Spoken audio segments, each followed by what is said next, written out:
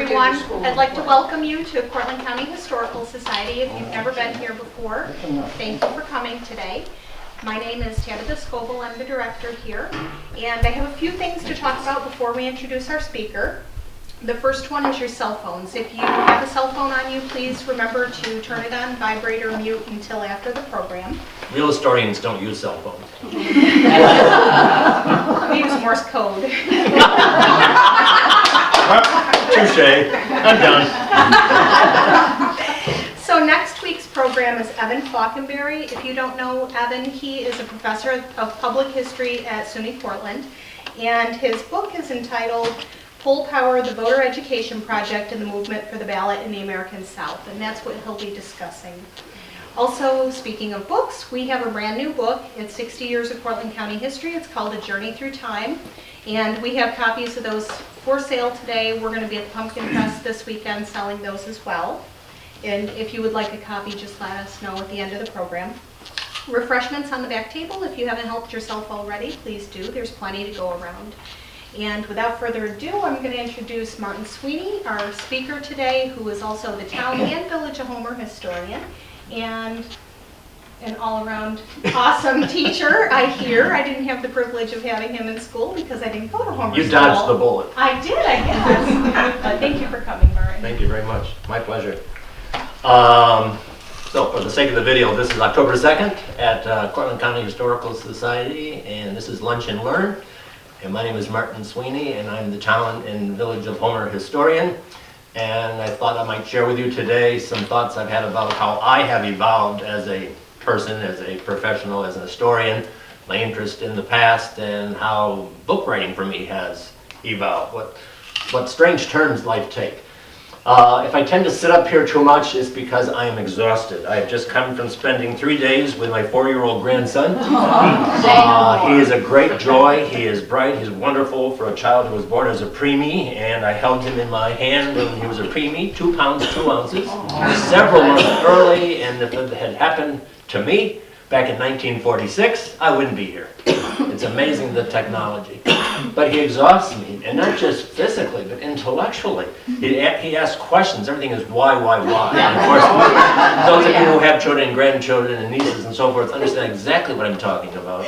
And that's how they learn. The brain is just absorbing it all. Between now and age 7 is where we humans do the most of our learning.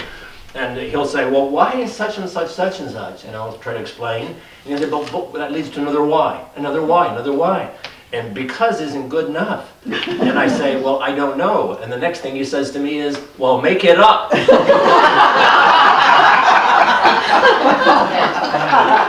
Which means, I think, we all as humans love to be told stories. Told them either in person or in TV or films or in print. This thing that's dying called books. We like to be told a story. And I don't profess to be a great storyteller. I'll give you an example of what I consider to be great storytelling. An old farmer wrote to his son in prison, "This year I won't be able to plant potatoes because I can't dig the ground. I know if you were here, son, you would help me." The son wrote back, "Dad, don't think of digging the ground because that's where I buried the guns." The police confiscated the letter, read it, and the very next day the whole ground was dug by police looking for guns. But nothing was found. You're getting ahead of me. And the next day the son wrote again to his father, "Now plant your damn potatoes, Dad. It's the best I could do from in here." I don't care. I think that's even better than Tolstoy. It has all the ingredients of a wonderful story, right? It's got 2 characters. They each have their own dilemmas. They're interacting. The plot has a rise, and it reaches a climax, and there's a denouement, and an ending that's just like O. Henry. You know, it just flips right at the end. What a wonderful, wonderful tale. I don't profess to be able to tell stories like that. And who was the author? Of that one? Of that joke? I have no idea. I have no idea. I think it's called the internet. Irving Anon. Irving Internet. Irving Anon. I want to give you some background as to how I have evolved as a writer of history. And, you know, history is the written story of the past.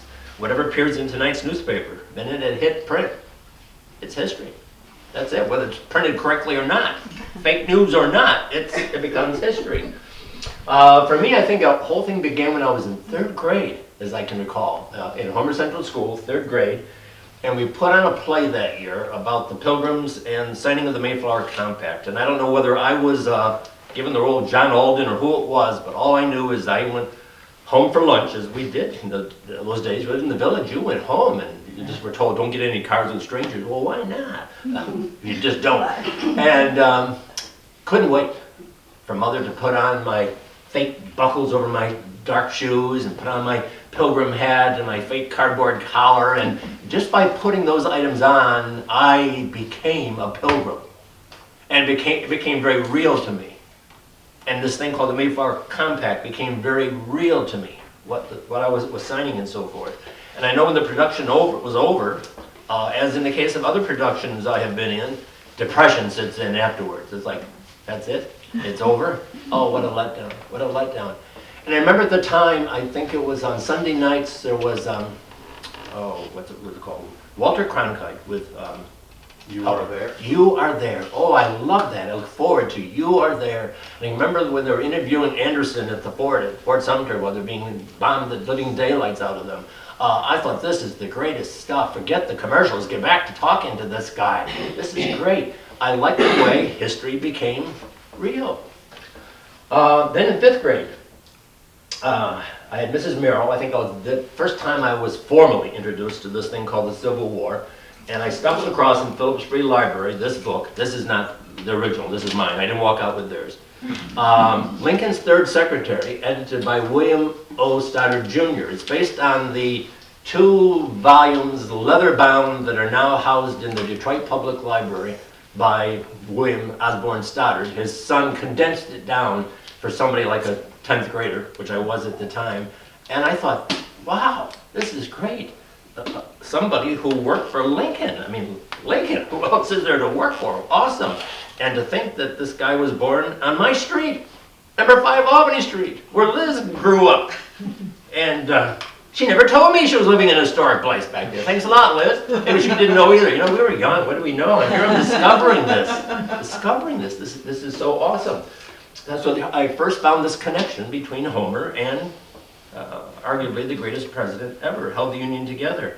And in 1995, when I was a teacher, I had a phone call from the residence, which was then owned by Duane Stevens' family, and they said, we have a descendant of Stoddard with us at the B&B. It was a bed and breakfast at that time. And would you like to come over and meet her? And I said to my wife, I'm done at the table, hold the dessert, I'll be back. You don't turn this occasion down very often. I go over and it's Eleanor Stoddard, who was the granddaughter of William Osborne Stoddard, and who remembered holding his hand, he was in bed, probably deathbed, and she was holding his hand. Now think, she held the hand that held the hand. So what's one of the first things I'm going to do? May I hold your hand? Oh, this is the hand that held the hand that held the hand. That doesn't happen very often. And she came to Homer again in 2009.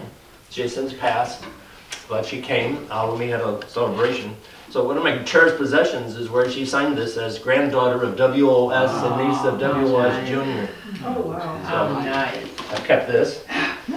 You see how things like this shape you into being a person of a certain direction? The values that give direction and meaning to your life. Then in 7th grade, I had the good fortune of having a woman who lived across the street from the Stoddards, Mary Gates. The late great Mary Gates taught 7th grade social studies. And for some strange reason, back in 1958, when we were celebrating the sesquicentennial of Cortland County, she either assigned me or cajoled me or forced me or whatever into writing an essay that dealt with local history. So I wrote about local history of Homer. And what's strange is I got 2nd place in the county. Now, I hope you've all had that kind of experience, that attaboy, you know? That shoves you along too, you know? So for people like Mary Gates and all these teachers that I've had, and others I'll mention, they have been for me what I hope you've had. I hope you had a parent or some adult or some professor or somebody who was your leg up person.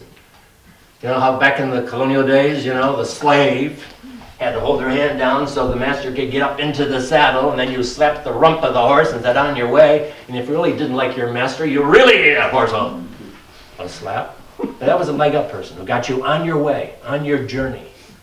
And I had some great people who pretty much set me on my way toward history. In the process of doing that research, I came across a book, probably, I don't know if it was Blodgett's book or somebody's book, where Schermerhorn, at the corner of Albany and Main Street, Schermerhorn was the richest man in 1861 in Cortland County, $45,000, wow, big money back then. And that he had met Lincoln and so forth, and that he had the best carriage in town. Now I cut through that property to go to school, 7th through 12th grade. I cut through that property to go up Center Street, rather than go up around Cayuga in the dead of winters. And one day I peeked inside the carriage house, and there it was. There was the carriage. Now the nature had taken its way. Rats had destroyed the horsehair and straw-filled cushions, but for me, I saw it in all its glitter. Wow, it really is real. This thing called the past, they were really people, you know, and when they fell down and cut themselves, they bled just like I do, real people. And so I guess I wanted to really make this connection to the past. It became very real to me. And I said, well, how do you do this? What can you do with history as a job? Well, I didn't want to be an archivist, and I didn't want to be a curator. I didn't want to be a director of a museum. No offense.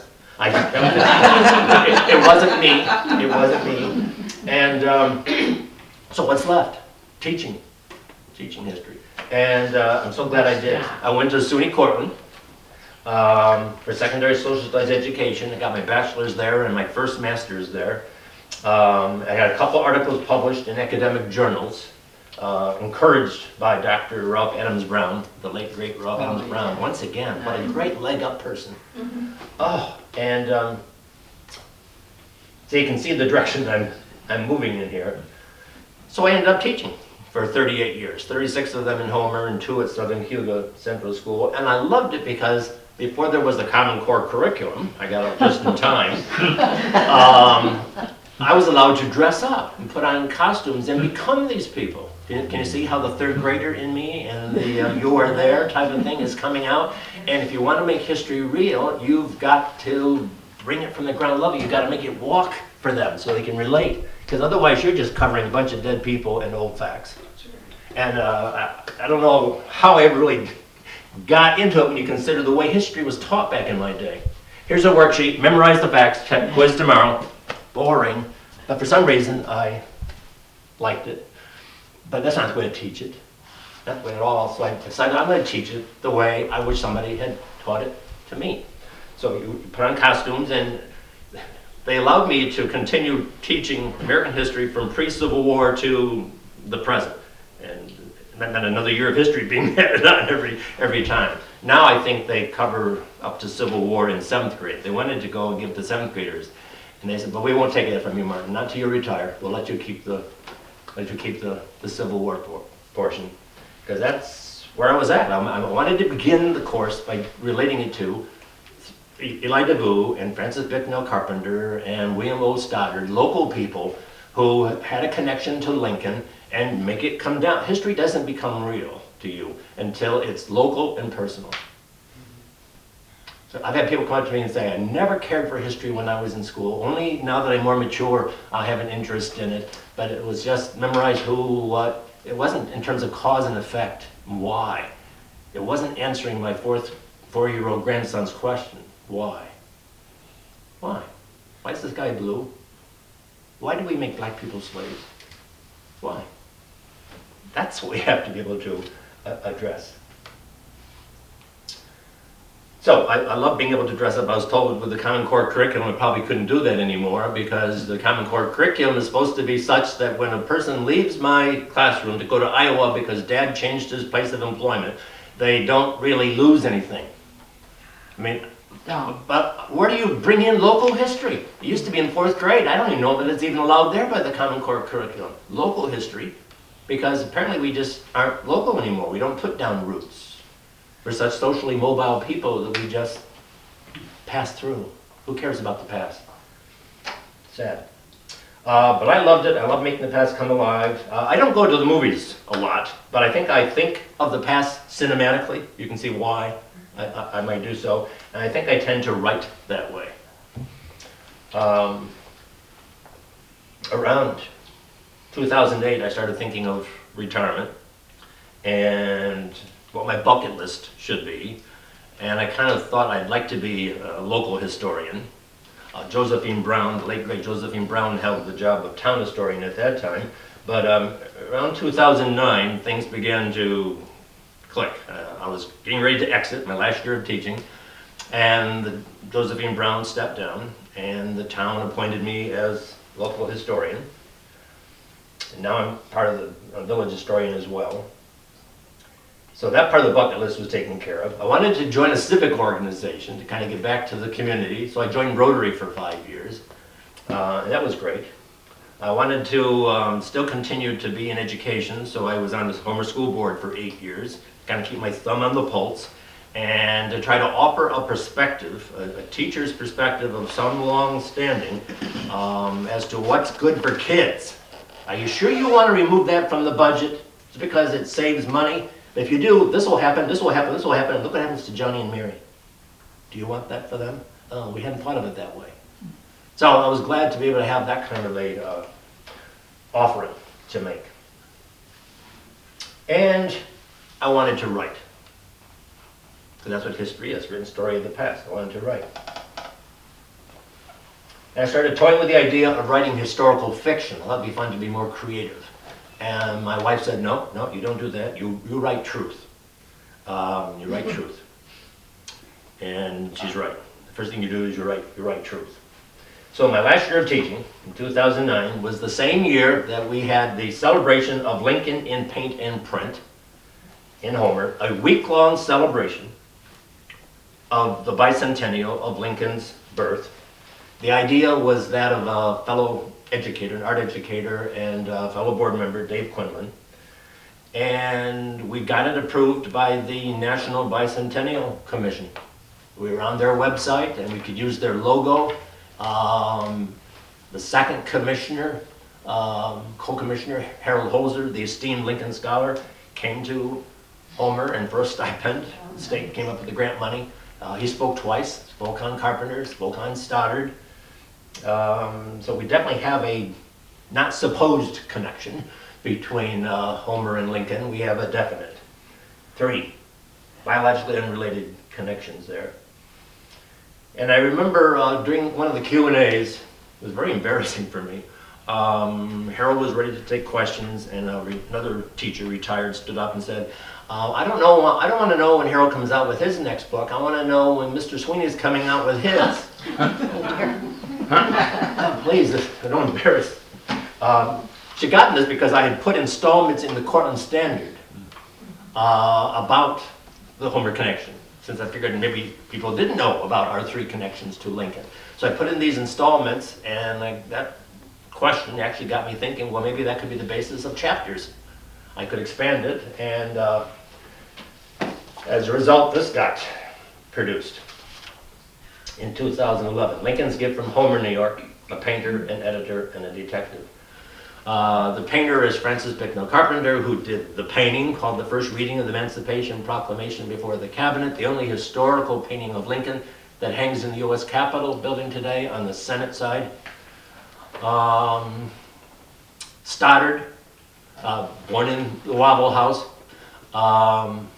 went on to be the assistant personal secretary to Lincoln for the 4 years during the Civil War, was the first one to make copies, handwritten, of the Emancipation Proclamation from Lincoln's first draft. I've taken samples of Stoddard's handwriting over to Cornell, and I'm convinced they have the copy, one of the 2 copies that Stoddard wrote. He has very distinctive T's. Uppercase and lowercase T's all look the same. Umbrellas. How do you miss it? Thank you, Stoddard, for making umbrellas. And he was instrumental. Stoddard was instrumental in the 1870s to work behind the scenes to lobby to get Carpenter's painting accepted by Congress. It's a long ordeal, but you have to read all about it. The third one is Eli DeVoe, or DeVoe, however you want to pronounce it.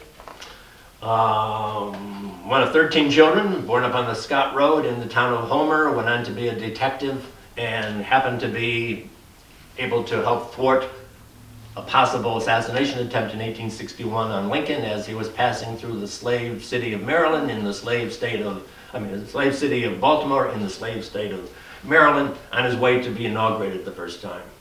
Pinkerton gets all the credit because Pinkerton was the first to come to Abe and say, "Here's my report. You're in harm's way. We think you're not going to make it." And of course, Lincoln, bearded as he is, says, "I'm going to go on with the show. Marrying the boys and I will continue on." The next report comes from Secretary of State Seward's son Frederick, comes with a document produced by the police commissioner of New York City for whom DeVoe was working, saying, "Another report, sir, we think you should not do this." And he says, "Well, this corroborates it. Only a fool would not take precautions." Of course, he puts on a costume and he sneaks into the nation's capital under another train and so forth. And cartoonists had a blast criticizing him as a coward, which he didn't like one bit. He just wished he hadn't done it. But what if DeVoe hadn't been there? What if Lincoln had been assassinated? Then there would be no Homer connection. And I wouldn't be standing here talking to you now. Cause and effect. Why do things happen in the past the way they do? Sometimes we don't have any control over it.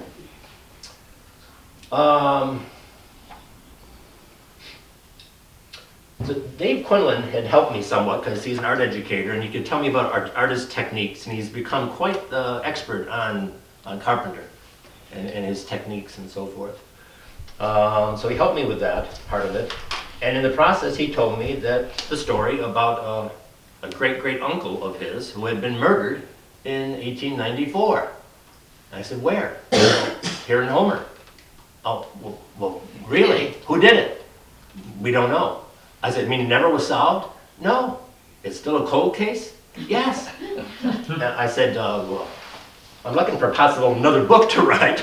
This sounds intriguing. I'll check this out." So into the Cortland Library, microfilm, where all the past newspapers, the Cortland Republican and Cortland Standard and so forth, and yeah, all the accounts were there of this trial that took place, this murder of Patrick Quinlan. I think it was a 54-year-old Irish immigrant farmer who lived out at the end of Creel Road in Homer, up on a knoll, up on a hill. And he came into town 4 days before Christmas and sold Julia's, his daughter's, Christmas turkeys to O.B. Andrews, whose grocery store is where the History Center at Key Bank is located now on Main Street in Homer. So he sold it for like $40.86, was like big money. No one had ever made that much money selling turkeys or fowl of any kind. And he came back home, gave her the money at lunchtime, and then went back into town that night to get a haircut from a black barber on James Street, and then went into where Dasher's is, where there's always been a pub there.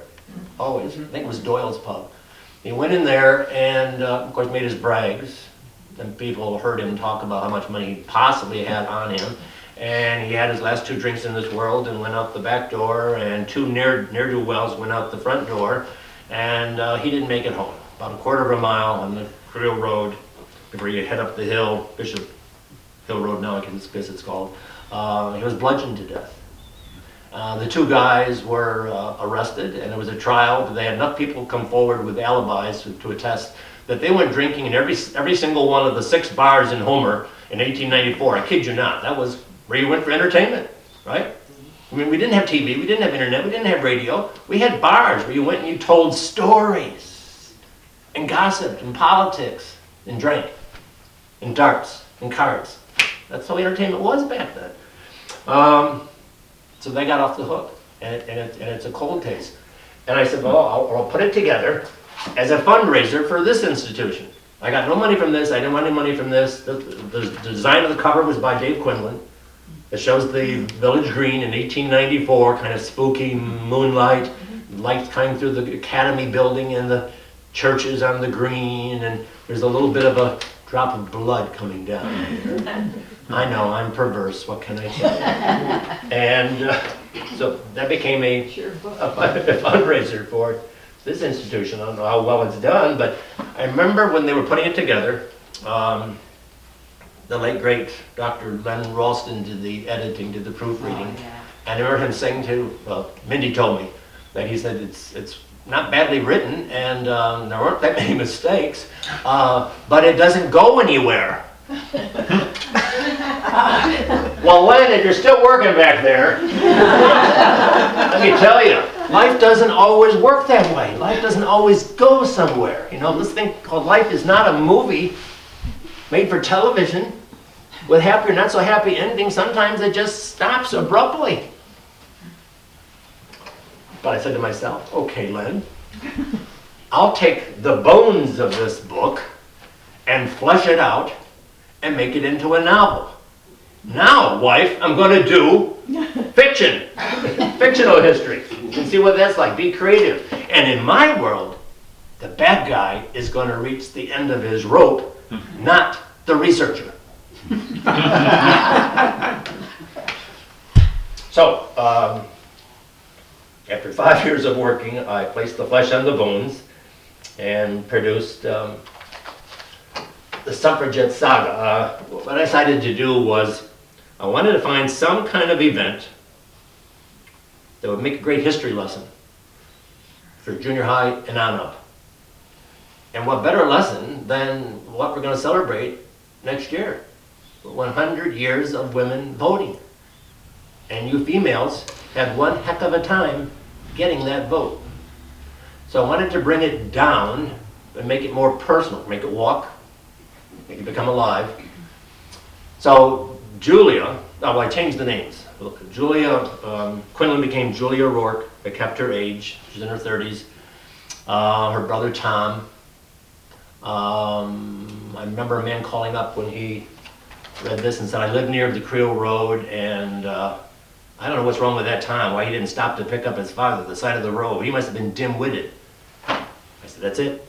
Thomas is going to be called dim-witted. But he's going to be one of those students I taught who just learn best by their hands and isn't dim-witted, but would rather be outside. But he's misunderstood in 1894, and perhaps that kind is still misunderstood. But we have resources nowadays for people like Tom. But is he capable of murder? Is Julia capable of murder? They have trouble with finances on the farm? Who's done it? I come up with a whole host of people who are basically ticked because Julia has joined the WCT, Women's Christian Temperance Union, no drinking, and they are a group that's also out there pushing for the women's vote. And what does she do? She dons bloomers. Well, my little reference to Amelia Jenks Bloomer from Homer. Rides a bicycle. And I learned a lot in this. I didn't realize Syracuse was the bicycle manufacturing hub of America. And the type of bicycle she get, there's a name for it, the Flyer or something, I don't remember now, but that's a real bicycle. It was made in Syracuse. And women rode it because it gave them a sense of independence. Didn't have to rely upon men to drive you around by horseback or buggy. You hop on that bicycle, that Flyer, and you're off into town or whatever and feel the wind blowing through your hair and that exuberation, and you're doing something men can do. If they can ride bicycles, so can we women. And if we can do that, there's other things we should be able to do, like hold office and vote and so forth. But she's ticking off the local bar owners. She's ticking off the brewery people in the area. Now that's all fabricated. I mean, I made that up. Other than I know such things happen someplace. I found sources where these people went through horrible situations. So I made her a budding suffragette and the protagonist. And my wife says, can a man write a novel with a female protagonist? I said, why not? Others have. But she said, I don't think that a man really understands the essence of femininity. I don't think you can possibly get down there. I said, give me a try. Let me try and see. Let the critics, the readers decide. I said, I'll have my out. I'll have my parachute for escape. I'll have the story really told by the grandson who takes over Doyle's pub, Dasher's. And so there's my out. And he has a tendency to embellish a little bit, like some Irishmen tend to do. And so there's my out. You know, if I don't get the female perspective right on. But I wanted something that would celebrate the centennial of women getting the right to vote and what they went through. So Patrick Quinlan became Seamus O'Rourke, the murdered father. Homer, New York became Johnsonburg, New York, because I got relatives in Johnsonburg, New Jersey. Cortland became Maysville, New York. Cortland County became Conway County. And a lot of names I kept, and some are fictional. I merged them together. I really didn't want to, out of respect for the Quinlans and the people who still have a loss that has never come to conclusion, I really didn't want to conflate the two. I want to have a little bit of separation. But already I'm finding from people who have read this that they're conflating it because it can't be helped. Sort of like how, if you pardon me, how Hannum and Harem have become conflated with our science issue in Homer. I didn't say that, did I?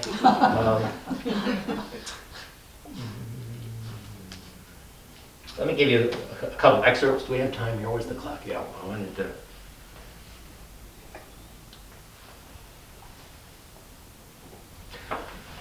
A chapter here on the parade, the march. And Julia and an older woman who was her confidant lives up on Irish Settlement Road, which is what I call Route 41. They come into town to participate in a vote, a march, and a rally for the vote. And they tied up their horses at the fairgrounds, which was a big deal, county fairgrounds back then. Now it's reduced Cortland County Junior Fairgrounds. But there were sheds back then, and you tied up your horse, and all these women dressed in white with black and purple sashes and carrying banners saying the vote, we want the vote, and a young girl on a white horse with American flag, and these ladies with their broad-brimmed hats and peacock feathers and so forth. They're marching 4 across down Main Street. They would go from the county fairgrounds, past the hospital, West Main, North Main, and then I had them turn onto Central Avenue, because I find Central Avenue claustrophobic. It's very narrow, and it's where the crowds would get really close to these marchers, like running a gauntlet. And they come out the other end at the courthouse, and their plan was to go up on the steps and give speeches. Well, this is an excerpt from that. That's how I cinematically saw this. As the parade entered the narrow cobblestone street leading to the Maysville County Courthouse, the crowds of mostly men and boys on both sides pressed in. Many of the women later recalled that it was like running the gauntlet. Uniformed police moved in on foot to line the narrowing corridor. Other than the officer who grabbed the bridle of the white horse that was being spooked by the crowd and threatening to spill the terrorized woman astride it, the police did little to maintain order. Hands were allowed to reach out to grab and shove the marchers. A foot was stuck out and tripped the woman marching in front of Julia. She helped the woman to her feet and felt spittle land upon her cheek. Mrs. Lucy confronted a young policeman. "Why aren't you doing something, officer?" The man in uniform simply scowled and retorted, "Why aren't you staying home where you belong, madam? Aren't you long past the age to be a mischief maker?" The much distressed marchers locked arms and poured out into the courthouse lawn. They made their way toward the steps of the courthouse where the chapter officers of the Temperance Union planned to deliver prepared speeches. Then a phalanx of uniformed officers on horseback moved in ominously from a side street to block their path. The jeering crowd drew quiet. Everyone wanted to hear what was going to be said next. A tall woman in white, splattered with splotches of red. Now that's from pig bladders that were thrown into the crowd from this side. And so you imagine how red looks on white dresses. Looks worse than it really is. And she was wearing a black hat with a peacock plume. Stepped forward. Presumably the chapter president. She looked up at one of the men on horseback and scowled. "Sir, I demand to know the meaning of this. We obtained the necessary parade permit from the city chief of police." From his intimidating perch, the officer in blue with gold buttons gleaming in the sun scowled back. "That you did, madam, and you have had your parade. Now I must ask you to disband and go peaceably to your homes." The woman shot back. "But we are going to deliver some speeches from up on the courthouse steps about our petition for the vote." "No, madam, you are not," the officer fired back. "You have no permit for a rally today, only for a parade." Politics. So anything I described in the march, even though I don't know if any march ever happened here in Cortland, it is based on real experiences that happened elsewhere.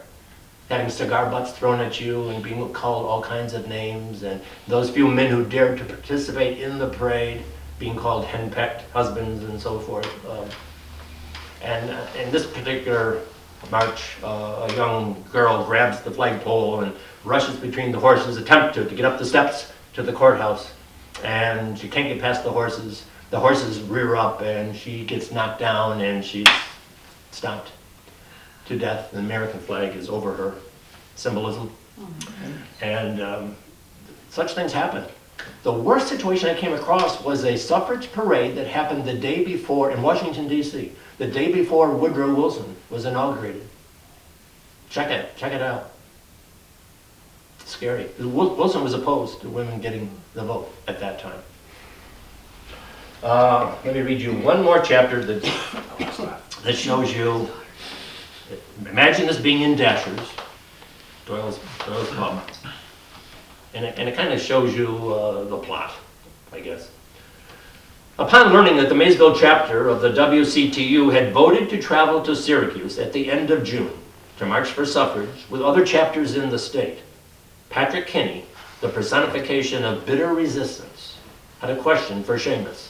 Almost chidingly, he had asked one evening in Doyle's pub, "Isn't it unwise of you to allow your daughter's actions to go unchecked?" She's 38 years old or something like that, in her 30s. Squinting into Kinney's eyes, Seamus replied with a question of his own. In a tone others present thought could be construed as threatening, he had asked, "Isn't it unwise for you to be meddling in other people's business?"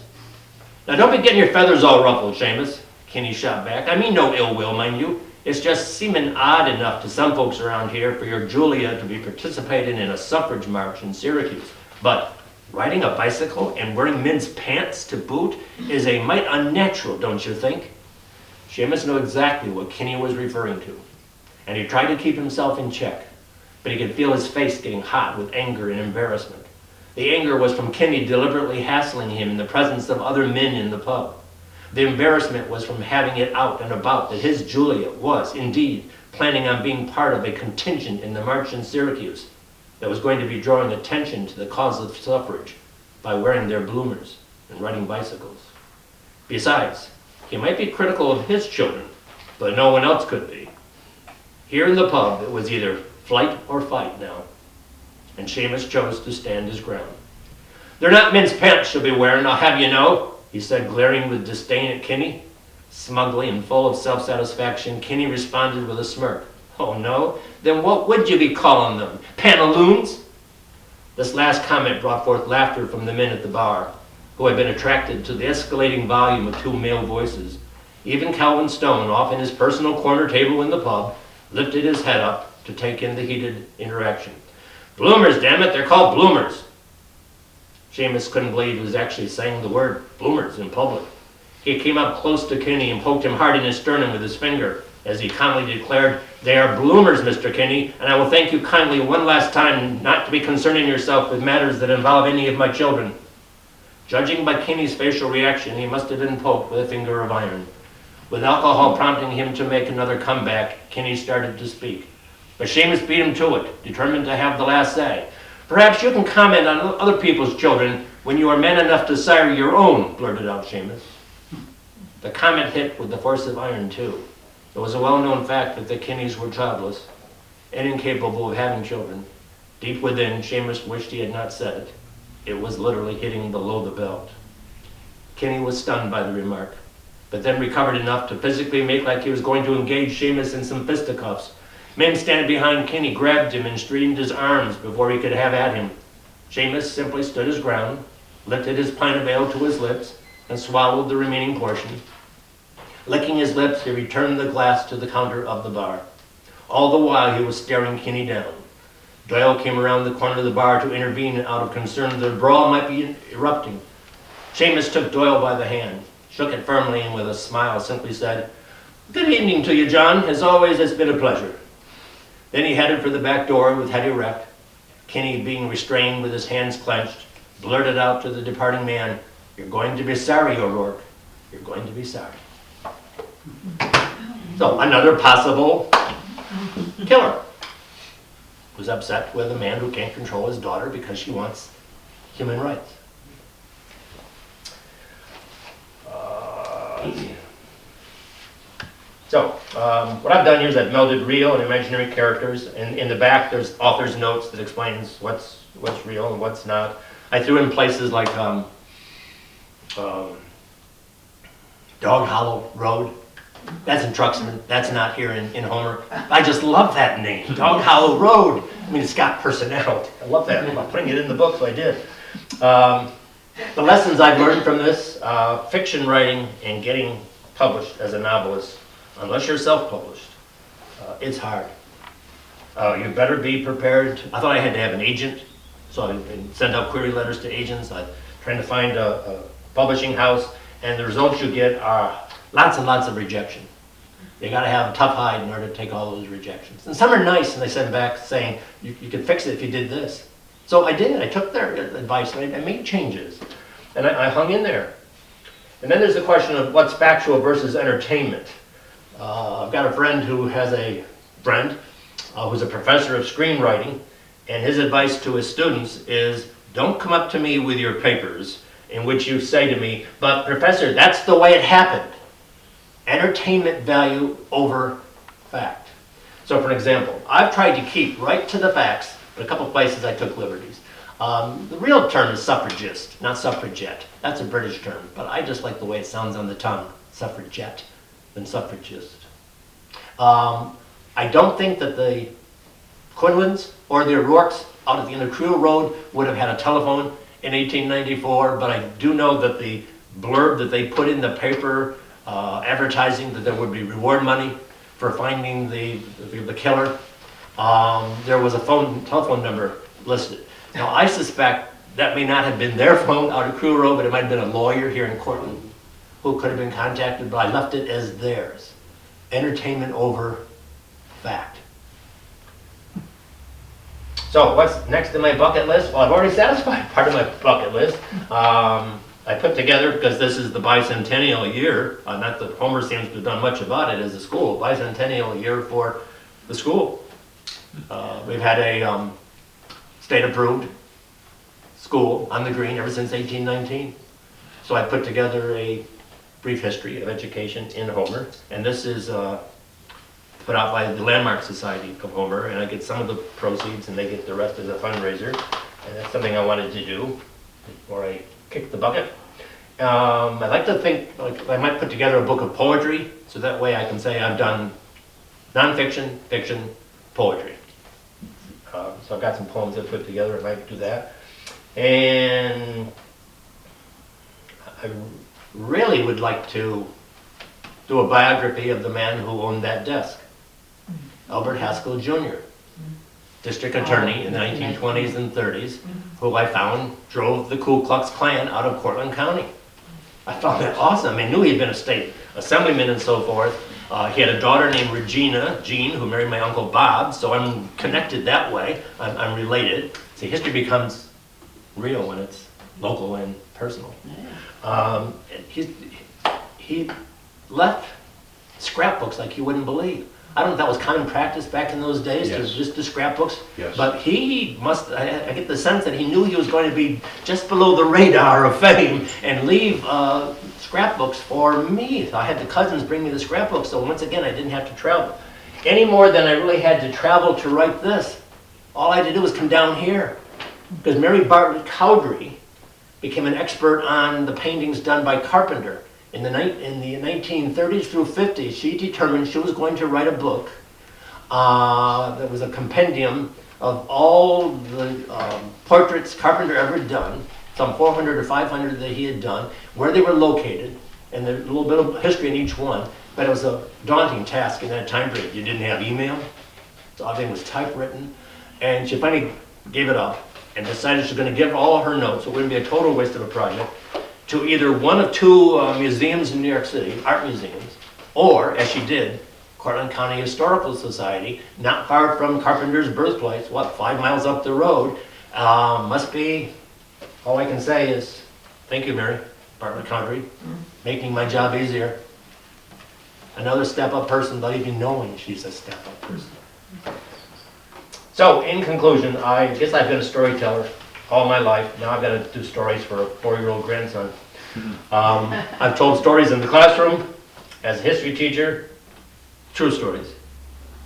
And a historian writing scholarly work, true history. And one writing a novel. And in all cases, I've tried to make the past come alive. Thank you very much for your time.